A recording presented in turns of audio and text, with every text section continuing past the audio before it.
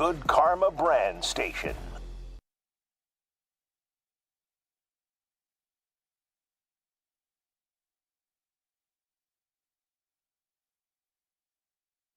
It's time for the best 60 minutes of your life. This is the Homer Hour, broadcasting live from the Gruber Law Office's One Call That's All studio at the Avenue in downtown Milwaukee. Here's Emmy Award winner Homer.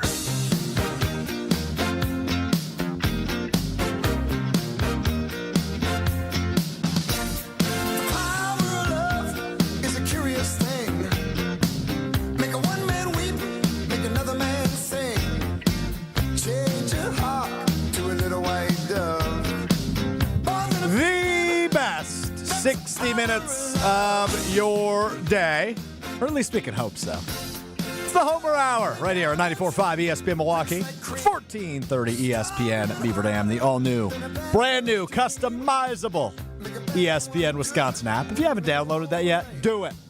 Find it in your app store, ESPN Wisconsin app. No Emmy Award winner Homer today. He's out swinging them straight, hopefully, at TPC Wisconsin ahead of this weekend's AmFam Championship out in Madison. Always a great event. We'll be out there Friday. We'll be out there Sunday. Coverage right here on 94.5 ESPN Milwaukee and 1430 ESPN Beaver Dam. It's going to be a great weekend out of TPC Wisconsin. You know, I think I filled in on this day last year, Pebble, because we tried to look up how Homer did in one of the pro-ams he participated in, and they wouldn't give us the stats. How is Homer as a golfer? He golfs a lot. I imagine he's pretty solid. I think he's pretty solid from what I've heard. Yeah, I've never seen him golf. I've never talked to him about his golfing skills, but from what I've heard from people, he's pretty solid. Do you golf? I do not golf. No. Okay, that would make sense. I was going to say, you've worked with Homer a long time. I would imagine you've been out on a round or two. But No, I have not, no. Okay, fair enough. Lots to get into today. Jason Wilde will join us as he does every Wednesday in about 13 or so minutes. We'll talk all things Packers. I do want to dive in, and I know it's annoying, right? You're driving home from work, and it seems like every day we're talking, will Jaire be here? Will Jaire Alexander not be here? Will he be here? Won't he be here? I get you're sick of it. We're going to get to the bottom of it with Jason Wilde, or at least we're going to attempt to get to the bottom of it with Jason Wilde, because I think at this point in the Jaire Alexander saga, I think it's fair to call it at this point, there's been so many mixed messages. Whether it's Brian Gutekunst at owners' meetings talking about how they're going to trade him, or Matt LaFleur saying how, when he's on the field, he's a really good player, or Jeff Hafley talking about it, the teammates talking about him at OTAs the last 2 weeks, saying how great of a teammate and player and asset he is. But it still seems like we're probably trending in a direction where Jaire won't be on the Packers, despite the financial aspect where it would probably be beneficial for Jaire to be on the Packers, and from the obvious depth chart standpoint where it would be beneficial to have Jaire Alexander on the Packers. So we will get to that in about 12 minutes with Jason Wilde. But I want to start with the Brewers, because we are in a really fun stretch of baseball right now. When all hope was lost just 2.5 weeks ago, and it seemed like, oh man, all of the things the Brewers did a year ago, they're not doing this year, despite all the adversity that the Brewers had to work through last year with a million different starting pitchers and different rotations and trying new things and figuring out which one of their young players could become eventual stars. The Brewers scratched and clawed and found different ways to win baseball games last year, and it's just something they weren't doing through April and through most of May until about, now 2 weeks ago, when things turned around. They started scoring runs, and they started hitting home runs. And thank you, Homer, Jackson Chourio started walking. And the pitchers were pitching actually pretty well, but most importantly, the bats came alive. And then they were winning. And then they were sweeping. And then they swept again. And now they win another series in Cincinnati with a 9-1 win earlier today. All of a sudden, this Brewers team showing signs of life and excitement, and maybe, just maybe, possibly, potentially, could they find their way into the wild card discussion? All of a sudden, things cooling off a little bit in the NL West. Brewers back in the mix in the NL Central, only a game back of the wild card. At least they were this morning. I haven't checked since their game ended earlier today where they stand in the wild card standings, but they're close. They're within striking distance for sure. So that has me wondering now, As it stands, the Brewers win another series in Cincinnati today. They'll get tomorrow off before hosting the Padres this weekend. 5 games over 500, 5.5 games back of the Cubs in the NL Central. Now that we are a little bit into the season, what are the expectations for you as a Milwaukee's Brewers fan? Would love to hear from you on the Carbless Talk and text line. You can call in, you can text in, you can tweet in, you can YouTube in. Whatever way you want to do it. I want to hear from you. As it stands right now, 34-29, a couple days into the month of June, what are your expectations for the Brewers team this season after a heartbreaking wild card loss last year to the New York Mets and slow start to the season? Pat Murphy's crew has turned it around. Certainly have. 800-990-3776 is the Carbless Talk and text line your way into the show. 800-990-ESPN, 800-990-3776. Less is more on the Carbless Talk and text line. I don't think it's ridiculous now to expect a playoff appearance.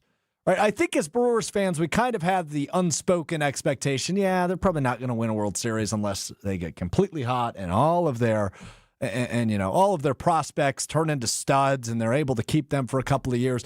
The chances of winning a World Series in Milwaukee, they're just slim. They just are. I think we have an unspoken expectation that that's probably not going to happen. But the Brewers, who are now, check that, a half game back of the final wild card spot in the NL behind the Cardinals. Cardinals 5 games back of the Cubs and just a half game ahead of the Brewers. Tied with the San Francisco Giants, who have played 2 less games than the Brewers, 33-28, for the last wild card spot in the National League. That should probably be, at minimum, the expectation. Only 5.5 games back of the Cubs. And don't get me wrong, Cubs are good. They're having a really nice season, good young prospects, good pitching staff, and as much as we hate to admit it, well managed by old friend Craig Counsell. I think they're catchable. I think the Brewers are in line to still win the NL Central. There is a lot of baseball left, and hopefully you're going to get some healthy bodies back. Now, the Brandon Woodruff piece of that, if you missed the news last night, a rehab start, a 106-mile-an-hour comebacker hits Brandon Woodruff in the elbow, being re-examined today here in Milwaukee. Well, might delay his potential comeback in Milwaukee. But all in all, I think this team, in a unique position now after winning, 9 of 10? Won 8 in a row, lost yesterday, won again. So, 9 of their last 10 games, Brewers winners of. John in Milwaukee on the Carbless Talk and text line, 800-990-3776. That's your way into the Homer Hour. Alex Strofe in for Homer tonight. Chris Larson Pebble running the show as always. John in Milwaukee says on the text line, it's the start of June. Why don't we just hold the Brewers to the goal of make the wild card? They're going to end up 1 game out or 1 game in. It's only June 4th. They're not mathematically out of anything. There's still plenty of time. That's from John in Milwaukee on the Carbless text line. And I totally agree, right? I mean, I think the expectation, at least in the last half decade plus, has been they're a wild card team. They are a team that can, conjure up enough offense. And it seems like that is certainly heading in the right direction. I mentioned it again, 9 runs today for the Brewers in their final game out in the rubber match out in Cincinnati before a day off tomorrow. But these bats are coming alive. Christian Yelich winning NL Player of the Week last week, hitting home runs, looking closer to the Yelich of 2018, 2019 than he has in quite some time. Hitting home runs. Jackson Chourio hits another home run today for the Brewers. His bat coming alive. I don't know about the walks that Homer's been going on rants about recently, but the home runs are showing up. My guy, Sal Frelick, hit another home run last night, and he's been terrific at the plate for the Brewers the last 2.5 weeks. So while you hope that some of this offense that we've seen the last 2.5 weeks is sustainable, I think it is sustainable. I think they can, I think we're closer to what we expect of this Brewers team than what we saw in the early goings of this season. The non-existent offense, the goose eggs they were putting up game after game after game, those are gone. And that should be the case. And even when you're playing really good pitchers like they did yesterday in Hunter Green, the Brewers are able to make some things happen. So curious from you, and we can revisit this a bit later in the show. What is your expectation now of the Brewers? Where should they end up? Should they end up in the wild card? Should they win the NL Central? 5.5 games back as it stands right now of the Cubs, who play a little bit later tonight, 5:45 first pitch against the Nationals. I'm holding out faith, man. I still think they can catch the Cubs in the NL Central, and they'll have a good opportunity to do that and catch up, make up some ground a little bit later this month when they play the Cubs, at the end of June or middle June 17th, 18th, and 19th at Wrigley Field. I mean, that is a really good opportunity to make up some ground. So let's get there, and then we'll revisit. But at this point, impressed with the offense. Pitching staff's been good enough. Nice to get a day off because guys like Uribe were being used just about every night the last couple of nights, and Trevor McGill, obviously, the win streak they've been on. Yeah, you're going to use those guys in late game situations. So nice to get a day off, but I hope this is more of a sign of things to come than just a flash in the pan. Because given the totality of the season the Brewers have had this far, it seems like, this 8-game winning streak, that's kind of not who they are. That's just a flash in the pan. Or could it be a sign of things to come? Winning series, right? 3-game series, get at least 2 of them. Make up some ground, and about 2 weeks from now, you have a really, really good opportunity to maybe even leapfrog the Chicago Cubs if this is a sign of things to come. Let's get to the bottom of the Jaire Alexander situation. Let's get to the bottom of everything going on at OTAs up in Green Bay. The media allowed to attend OTA number 2 yesterday. Mandatory minicamp coming up next week, which means that's when Jaire Alexander, the Packers star corner, said he would report to Green Bay. I hope Jason's got some good answers for me because, to be real frank, this Jaire situation confusing the hell out of me the last few weeks. It's dragged on and on and on and mixed messaging and some people saying this, some people saying that. I just want to know, is Jaire Alexander going to be on the Packers or not? That's the answer I want. We're going to try to figure that answer out as Jason Wilde, the 3-time Wisconsin Sports Writer of the Year, co-host of Wilde and Tausch on ESPN Wisconsin, joins us. Coming up next, I'm Alex Strofe. This is the Homer Hour on ESPN Wisconsin. More of the Homer Hour coming up next on 94.5 ESPN. Southbound on 43, we've got some backups coming in from just before Burleigh all the way down through the Marquette, down past the KK River crossing. We've got northbound 43 backing up out of the Marquette up to Keefe. Southbound 41 still heavy from Appleton Avenue to Capitol. Northbound slowing down just north of Watertown Plank Road up past Capitol as well. Not quite to Hampton, though. And then we've got delays on the bypass heading southbound from Oklahoma Avenue down and around the Hale interchange past Forest Home. And checking the TMJ4 Storm Team forecast. Tonight, partly cloudy skies, low of 51. Tomorrow, partly cloudy, a high of 70 at the lake, 76 inland. Weather is brought to you by Infinity Exteriors, dedicated to saving our communities from unscrupulous contractors. Mother Nature can be unpredictable. Your roof, siding, and windows shouldn't be. We install peace of mind with transparency and quality guaranteed. Visit infinityexteriors.com. From the WTMJ Traffic Center, I'm Debbie Lazaga on 94.5 ESPN. You remember the moments from that magical March. Side Decker, it's a 3. Got it!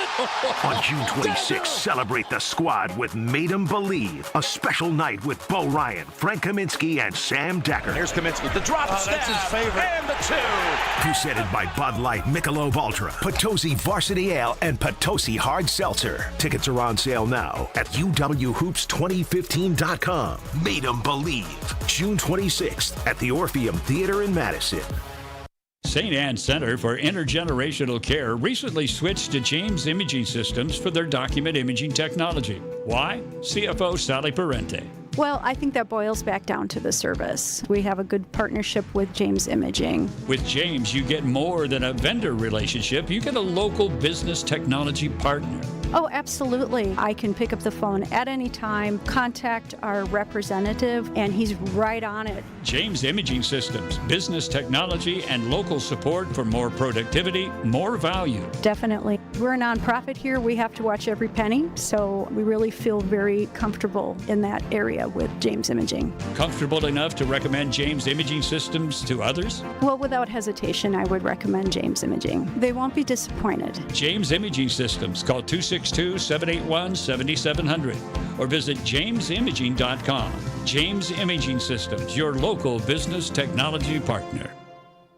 And now for the Pella play-by-play, here's Jeff Levering. Thanks, Gina Della from Pella. What a beautiful day to have new windows and doors installed. Every day is beautiful because Pella installs year-round during all seasons. It's so hard to guess that next pitch. The customizations seem endless. And it doesn't have to be super expensive. Pella has a product line for every budget. And if it is time for a major upgrade, rest easy by scoring no interest and no payments for up to 2 years. Visit PellaWY.com today. Certain restrictions apply on 6/30/2025.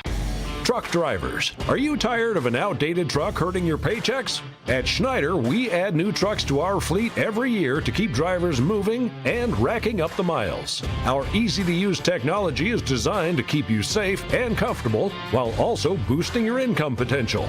So, are you ready to get behind the wheel of a more reliable ride? Find jobs near you and apply now at SchneiderJobs.com.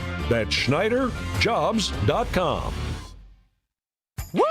Hey, this is Ben Brust from Kyle Brust and Nortman on ESPN Wisconsin. People can't stop screaming about the Screamin' Sicilian frozen pizza, and no wonder. There's plenty to scream about, like the buttery stone-fired crust, secret recipe tomato sauce, mounds of whole milk mozzarella, and tons of premium toppings. Find Screamin' Sicilian in your local grocer's freezer and find out for yourself why Sporked called Screamin' Sicilian's Holy Pepperoni frozen pizza the best of the best. Screamin' Sicilian, taste what all the screamin' is about.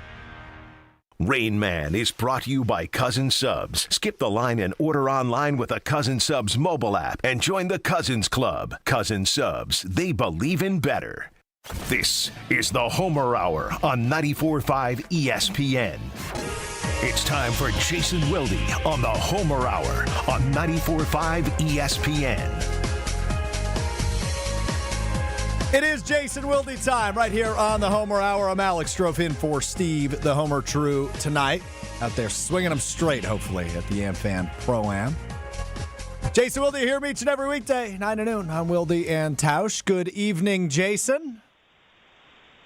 Hello, Strofe. Yeah, I don't know if he's hitting them straight. I'm assuming he's just looking for as many lost golf balls on the course as possible, because that's really Homer's passion when it comes to golf. Oh, okay. I didn't know that. That's also my passion. Yeah. Not my passion. It's just what my game ends up becoming because I'm not bad at golf, but that's neither here nor there. So, Jason, I know we talk about this all the time. I know you talk about it on Wilde and Tausch. You talk about it with all of our shows, but it's actually to a point where I'm confused now on Jaire Alexander, given all the mixed messaging and everything that's been said in the locker room by his teammates, his coaches, the general manager. Where are we at? Let's just start there. Where are we at with Jaire? He's going to report next week, and then hopefully we get a solution? Yeah, I mean, I wish I could say that him reporting to the minicamp would force and 100% result in a resolution.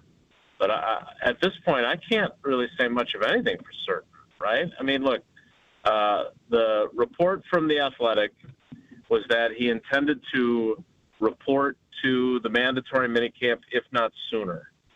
And as you've heard me say multiple times, I don't feel like that portion of Matt Schneidman's report got the attention that it merited, because, it's great that Keyshawn Nixon wants him back and Xavier McKinney wants him back. But unless those guys have been elevated to personnel department lieutenants with Goody, they don't have a whole lot of sway. Right.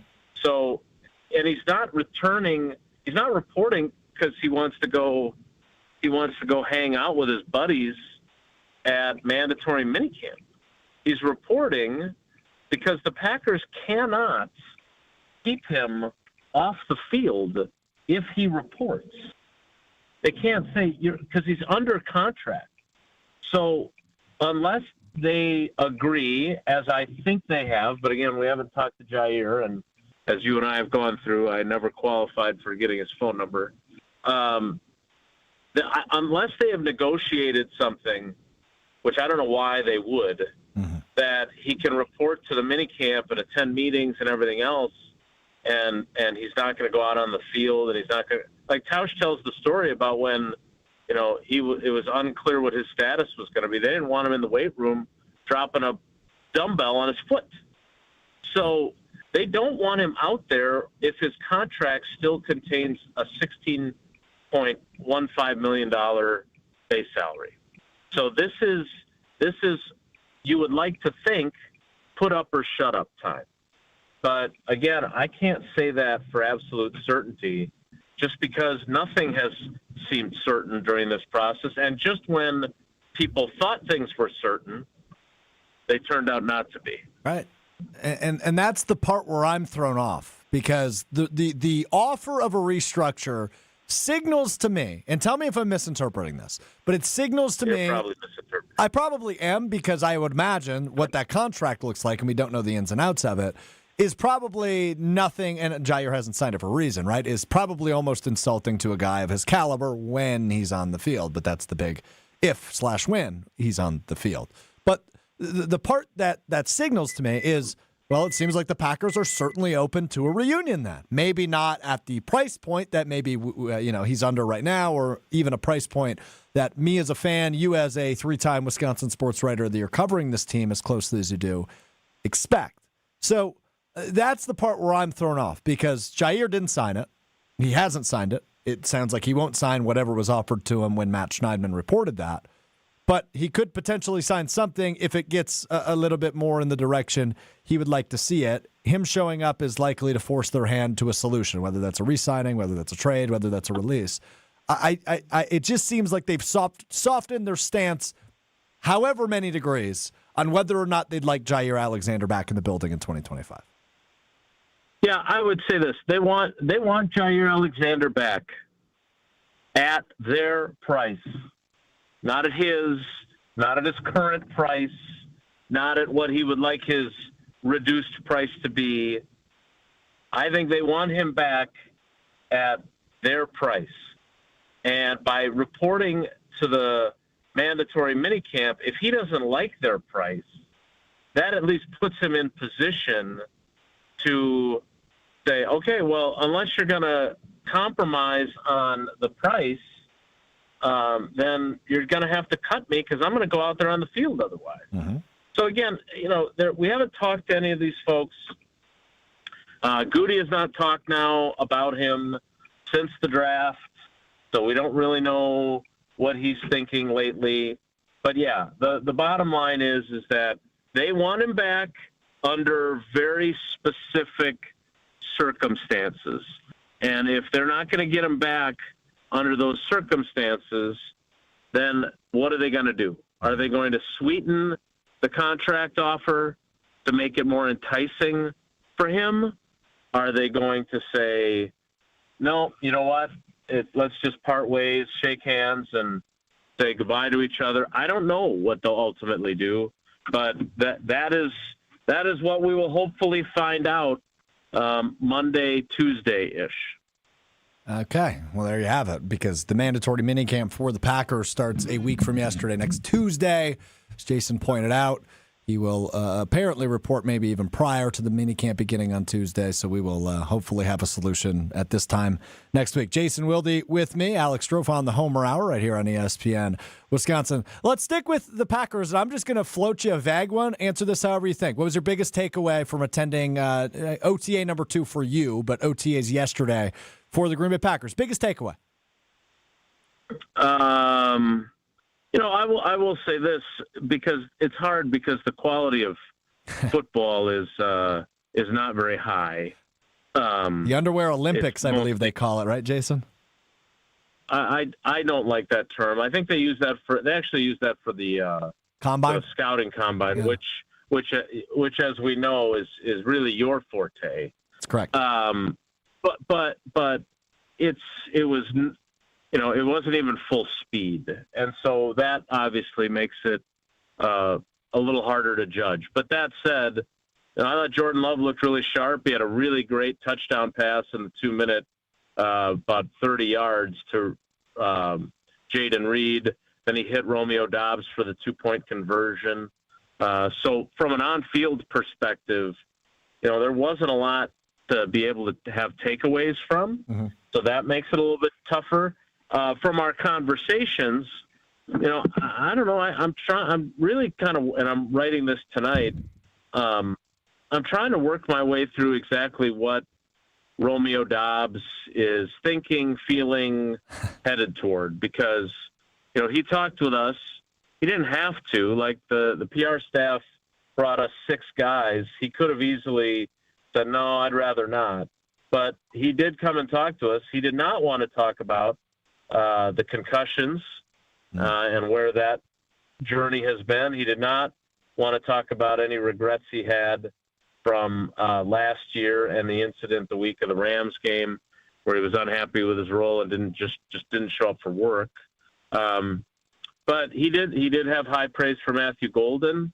But to me, he's a really interesting piece for this year because, if he's in a sufficiently good headspace and is going to approach this as, look, I don't know if these guys want me back or not, but I'm going to bust my tail and have as great of a season as I can. So that way, if they're not going to pay me, someone else will. Then I think he's got an opportunity to have, a meaningful season in which he contributes on a good football team and helps his own personal net worth.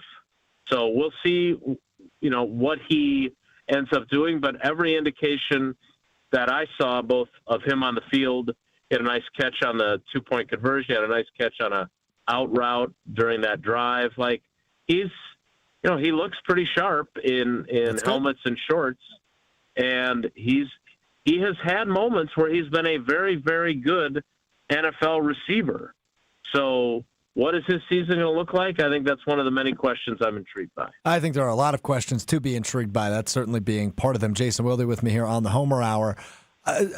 Let's try a new game, Jason. I know you're very hip. You have daughters who are in high school and middle school, so you're going to know what this means. All right, let's try a game called No Cap or Crap. Are you ready? No cap would mean no lie. That's the truth, Ruth, right? And crap would be, why wouldn't you just go cap or no cap? That could have been a way to do this. You're absolutely. I'm coming up with it on the fly. This is why you're an ideas guy. I like running them by you. That was good. Okay, cap or no cap? I don't think I've ever heard the girls use the word crap before. Oh, is that no longer in the verbiage of middle and high schoolers? Well, being around Paula, they just use much stronger words because of her potty mouth. Oh, sure. Yeah, I'm sure you have nothing to do with that. Damn straight. Damn straight. All right, let's get to this because the defensive line for somebody that was not at OTAs seemed to be like it was a big topic yesterday, right? Especially the pass rush, right? You have a new defensive line coach in DeMarcus Covington who came over from the Patriots. But other than that, I mean, it's pretty much the same, right? Rashawn Gary, Lucas Van Ness, Kenny Clark, Devontae Wyatt. Your personnel is essentially the same. It's the second year under defensive coordinator Jeff Hafley. It was a big topic. Now, it was all optimism, right? Kenny Clark hosting defensive line over for film sessions and people talking about how great of a coach DeMarcus Covington is. Do you find the praise and optimism around the pass rush and the defensive line to be no cap or cap? Cap or no cap? Optimism. This harkens back to yes or no on our pregame. Yeah, I was really hoping you wouldn't pick up on that. You have a very low opinion of my intellect. Yeah, that's true.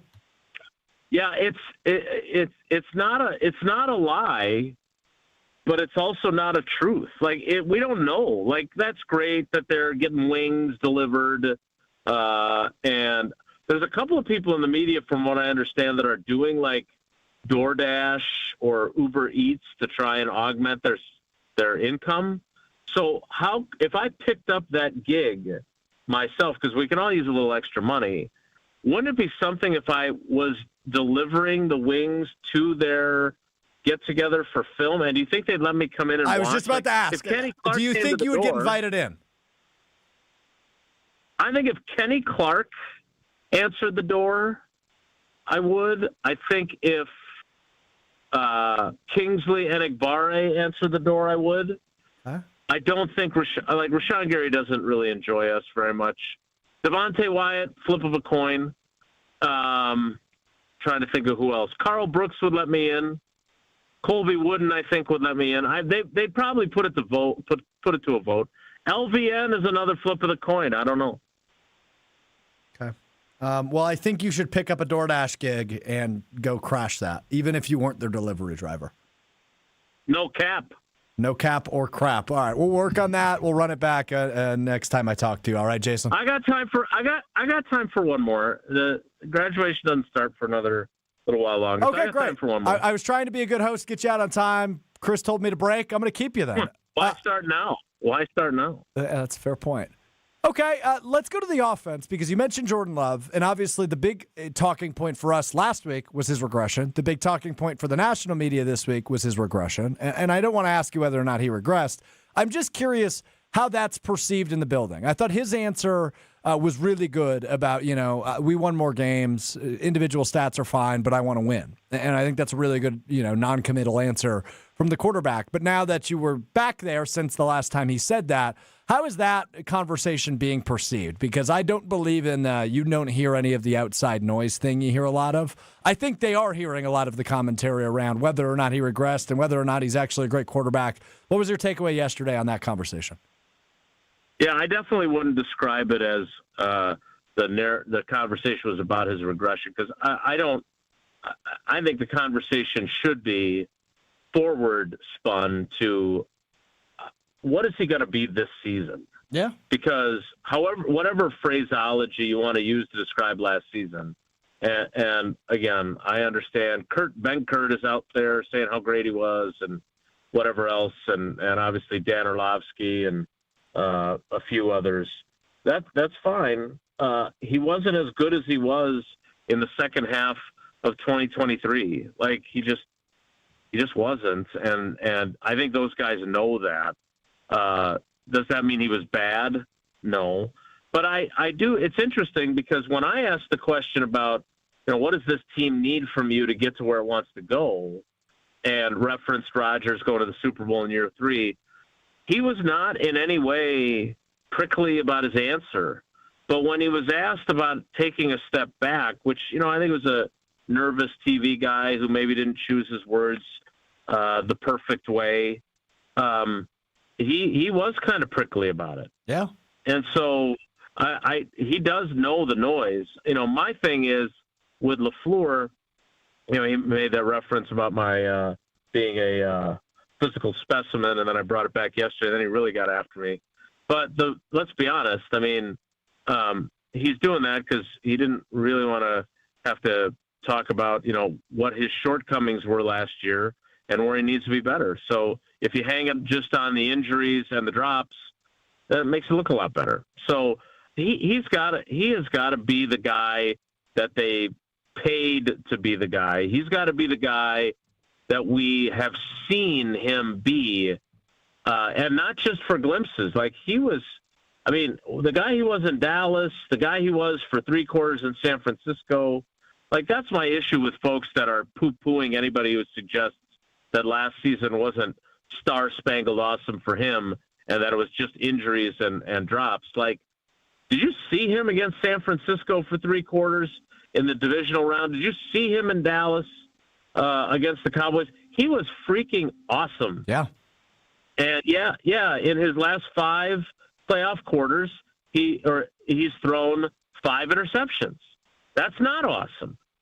And so he doesn't have to be the guy that over that 9-game stretch, including the Cowboys game, he had 117 passer rating and threw 21 touchdowns against 1 pick and had a 70.7 completion rate.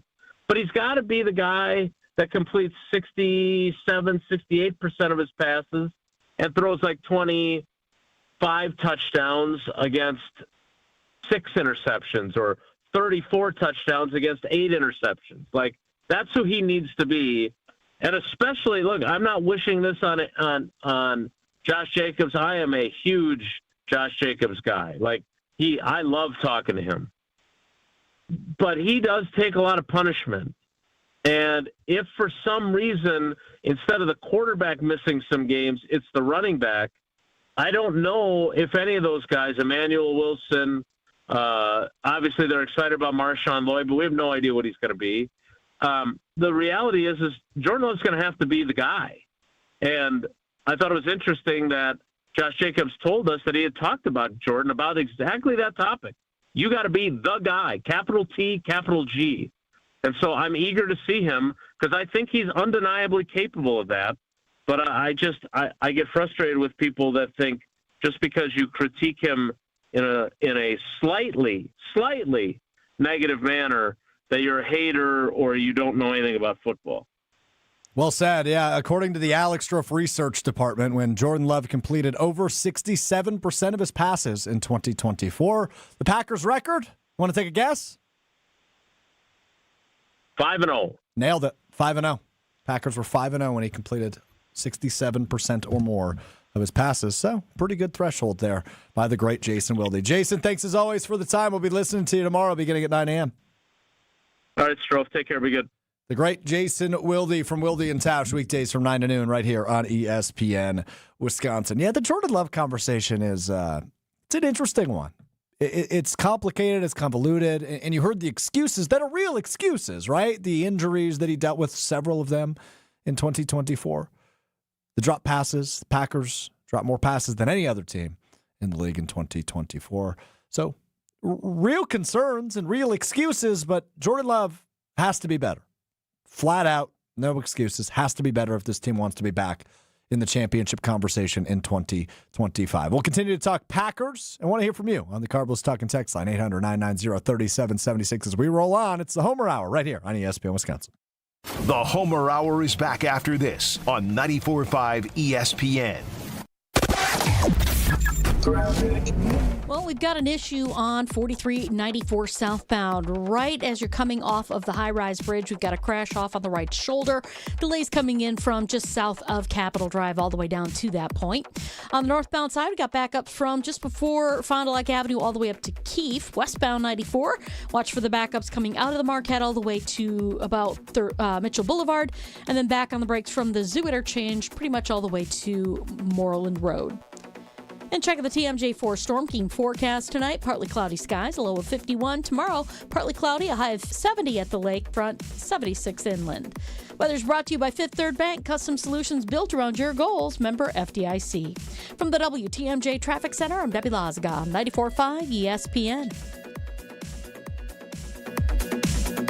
The only thing that tops our selection is your savings discount liquor. Ever notice how wine enthusiasts often speak a completely different language?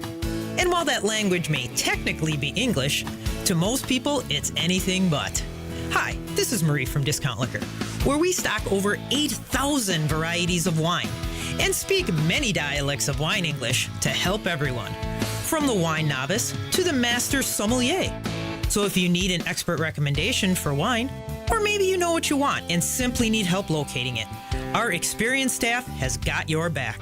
No matter the budget, occasion, or your level of wine expertise, Discount Liquor will make you feel at home. Discount Liquor, unmatched selection, everyday low prices, a helpful staff, and 2 convenient locations. In Milwaukee on 51st and Oklahoma, and in downtown Waukesha on Barstow and Maine. Discount Liquor. Rivals meet again when the Brewers battle the Cardinals June 12th through the 15th. Come for a duel between the Contreras brothers on the diamond and stay for one of the best weekends of summer.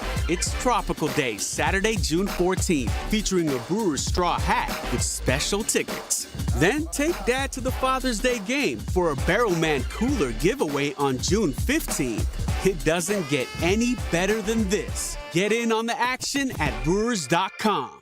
Looking to transform your home with stylish furniture and home accessories without breaking the bank? At your local IKEA in Oak Creek, they believe everyone deserves a beautiful and affordable living experience that enhances your everyday life. From comfortable and fashionable sofas and sectionals, to kitchens full of inspiration, to bedrooms designed to help you find your best sleep and relaxation, IKEA's home furnishing combines form and function to fit any lifestyle and budget. Visit IKEA Oak Creek today or explore their collection online at ikea.com/US. It's party time at Cousins Subs. For a limited time only, Cousins 2-foot party subs are back. Choose from the club, ham and provolone, Italian special, or turkey. Each party sub is just $39.99. Feeds 5 to 8 people and requires 24-hour notice to order. And now you can complete your party by adding a party chip bag and a dozen chocolate chip cookies for just $4.99. Order today in store, online, or on the app. Cousin Subs. We believe in better.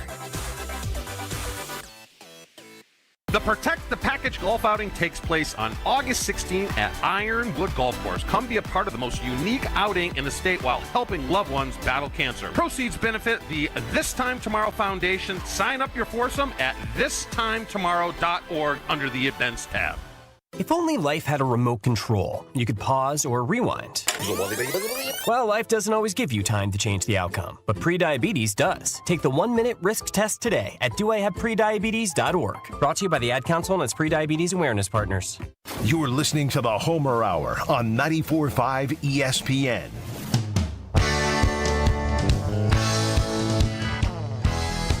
The Homer Hour, ESPN Wisconsin, rolls right on. 94.5 ESPN Milwaukee, 1430 ESPN Beaver Dam. I'm Alex Strofe with you in for Homer tonight. Good to be with you on this Wednesday. Hope it's been good for you.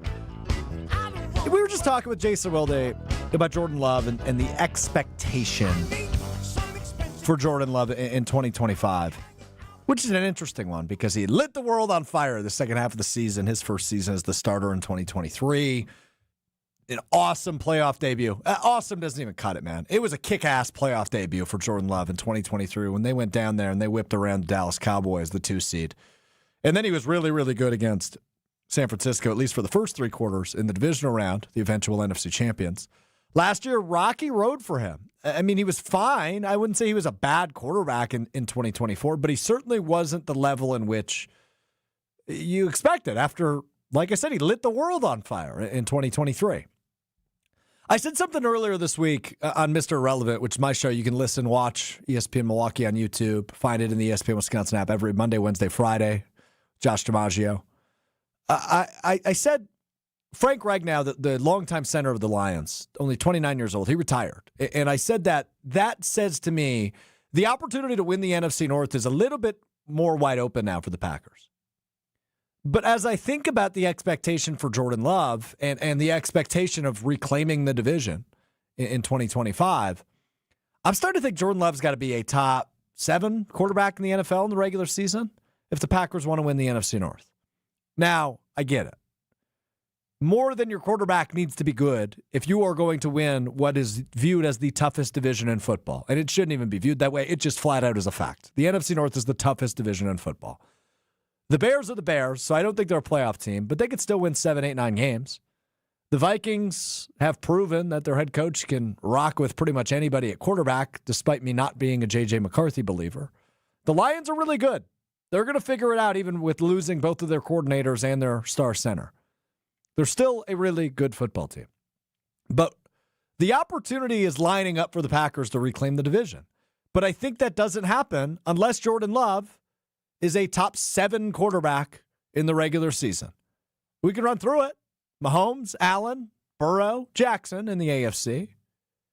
Hurts in the NFC. And then you kind of have your pick of the litter on who the other one would be in the top 7, right? You can think maybe Justin Herbert. You can think in the NFC, you can think Purdy or Goff or whoever, Mayfield. Jordan Love has to be in that top 7 or else the Packers aren't winning the division. Now, I still think they're a playoff team if he's a top 12 quarterback. If he's a top 15 quarterback, they're probably a 7 seed again. But if he's a top 7 quarterback in the NFL in 2025, I think this division is certainly open for him and this Packers team to reclaim it for the first time in a few years. The other part of that, though, is, and the other part of my thought of, hey, they're in a prime position to reclaim the North, is you've got the champs early. And it's an old Ric Flairism, right? If you want to be the man, you got to beat the man. And the Packers have the opportunity to beat the man right out of the gates in 2025. Week 1, Lambeau Field, Detroit, Green Bay. It's an NFC North showdown for NFC North supremacy right out of the gates. If the Packers win Week 1 and can beat up on the Lions, and Jordan Love shows, hey, by the way, last year was just an off year for me. I'm still a pretty damn good quarterback. And if this defense can show up and be like, hey, year 1 of Jeff Hafley wasn't a fluke. We can hang with anybody. Packers are 1-0. entering week 2 on a short week. They're 1-0 in division play, which they only got 1 win in division play, remind you, last year. Jordan Love's got to be a top 7 quarterback in the league in the regular season. And I think the Packers' window to win the NFC North is wide open. And this is going to be as competitive as it gets, man. Right, I mentioned it. All 4 of these teams probably have playoff good rosters. Now, there's still plenty of question marks in Chicago, and they only won 5 games a year ago, but they got the best hire in Ben Johnson, the now former offensive coordinator in Detroit. Minnesota won 12 games last year. Detroit was the best team in football. And the Packers, by the way, were still a playoff team. Still a pretty good team, despite not being able to beat the really good teams in the NFL last year.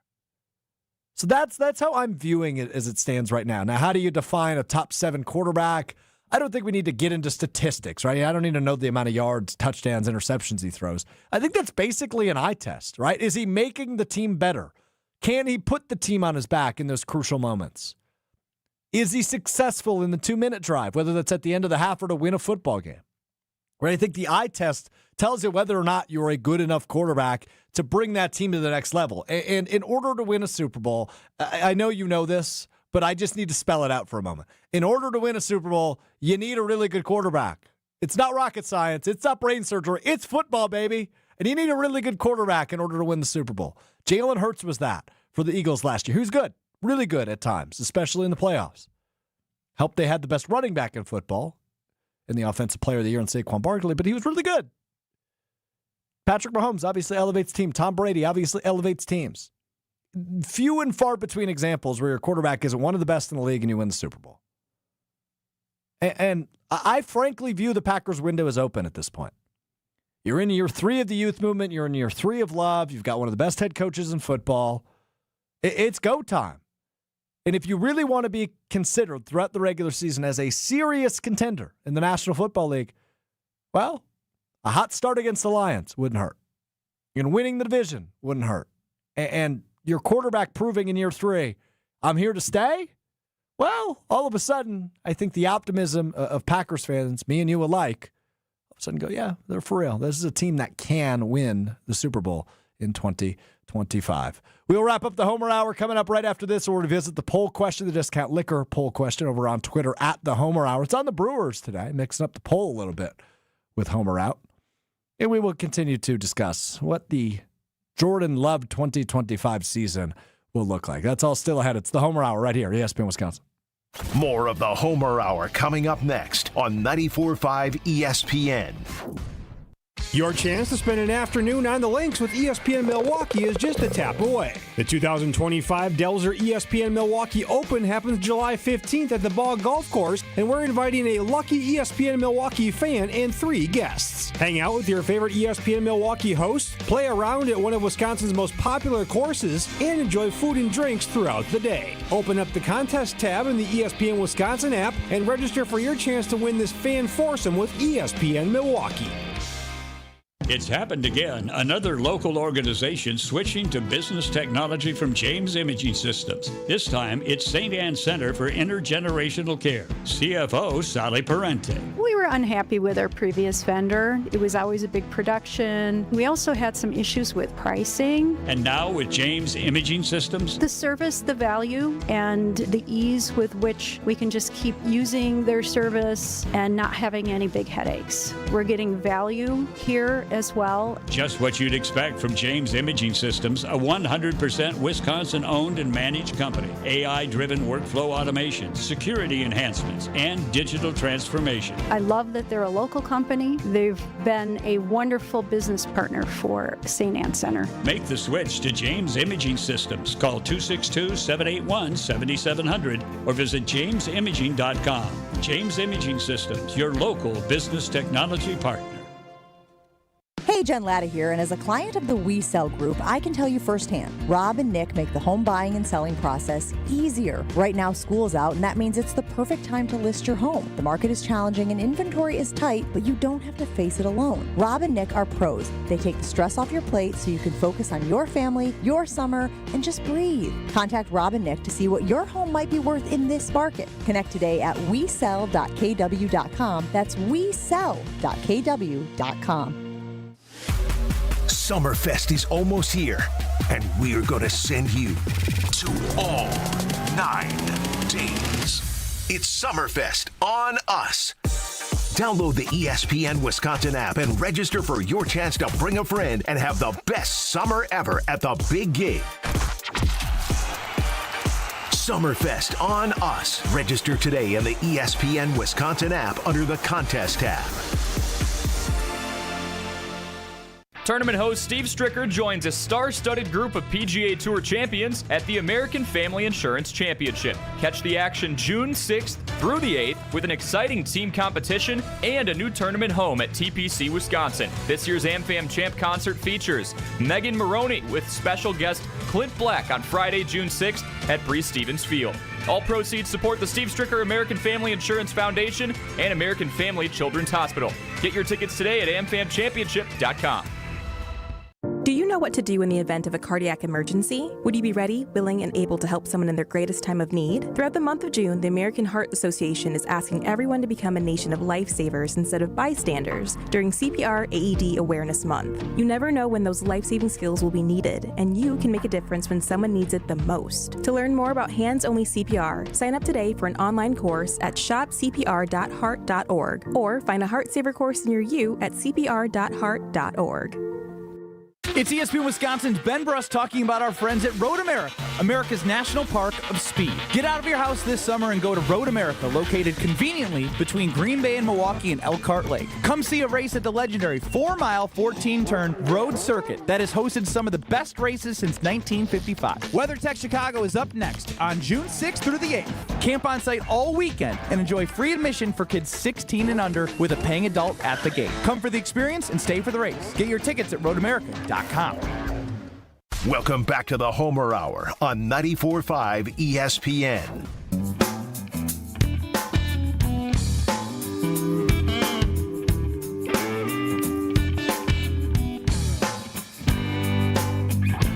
Wrapping up the Homer Hour at here ESPN Wisconsin. We've covered a lot of ground today. The Brewers, the Packers, a visit with Jason Wilde. It's been pretty good.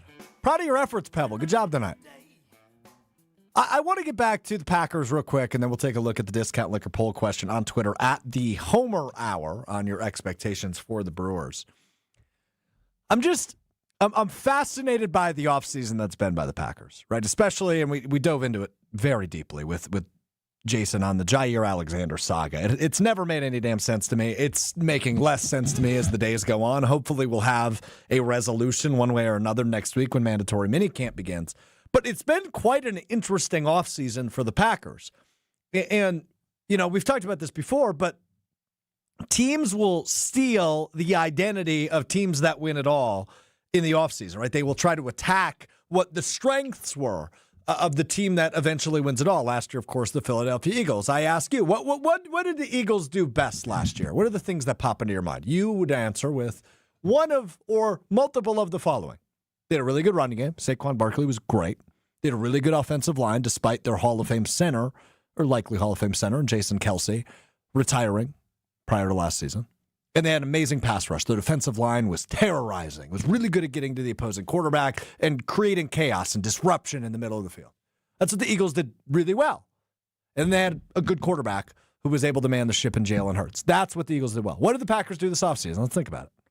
Well, they signed Aaron Banks to a pretty solid contract, thus improving the offensive line, which will block for the guy who was 6th in rushing yardage last year, and Josh Jacobs, a really good running back. So the Packers can continue to have a really good running game, and they improved their offensive line. The biggest swing they took this offseason was signing Aaron Banks. Gave him the biggest contract that they gave anybody. Next, well, they upgraded at receiver, right? They drafted Matthew Golden. They drafted Savion Williams. They signed McCole Hardman. They're trying to improve the weapons around Jordan Love and Josh Jacobs on that offense. And then third, well, they didn't really draft anybody or sign anybody on the defensive line, but they did make a change. They fired their defensive line coach and brought in a guy by the name of DeMarcus Covington, a name you're going to hear plenty of once training camp begins in a couple of months. The point is here, the Packers are doing whatever they can to kind of carbon copy what the Eagles were good at. Now, the one miss is they didn't sign anybody in the defensive line room. They're going to run it back. Rashawn Gary and Kenny Clark, Devontae Wyatt and Lucas Van Ness. They're going to try that thing again, just with a different defensive line coach and a second year in the defensive scheme. There's a lot of praise being thrown around about this defensive line crew at OTAs, right? Kenny Clark, as we talked about with Jason, is hosting film sessions, and people are complimenting the defensive line coach. And despite being top 10 in sacks last year, this team realizes the shortcomings the defensive line group had. They didn't get after the quarterback well enough. They didn't create pressure. They didn't create chaos in the trenches enough in 2024, and that's something they certainly need to improve on in 2025 if they are considered a true contender in a pretty stacked NFC conference. There's a lot of good teams in the NFC all of a sudden.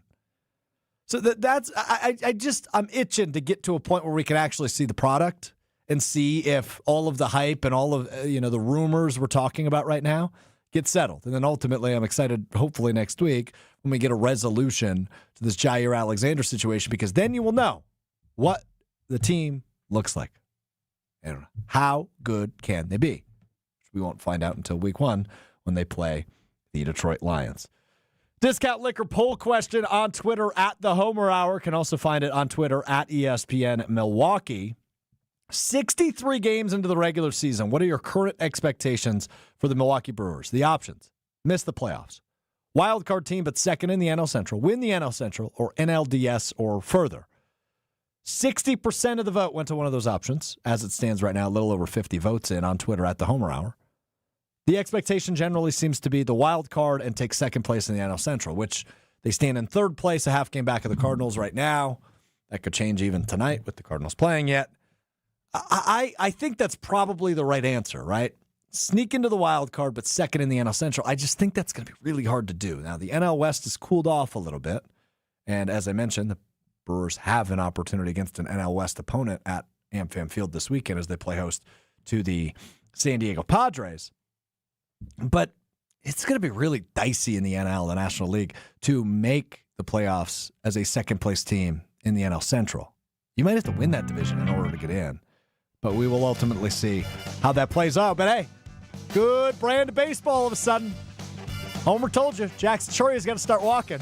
He's starting to walk a little bit. He's also hitting homers in a 9-1 win against the Cincinnati Cincinnati Reds this morning.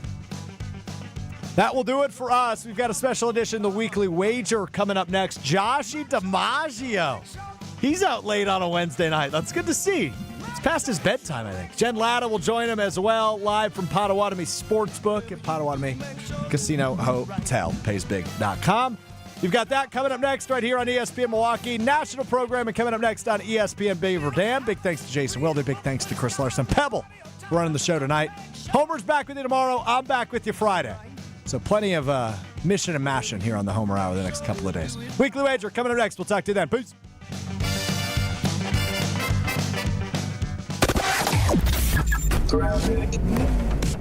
Southbound on 43. We do have backups now from Fond du Lac Avenue heading down through the Marquette, past an accident scene right off of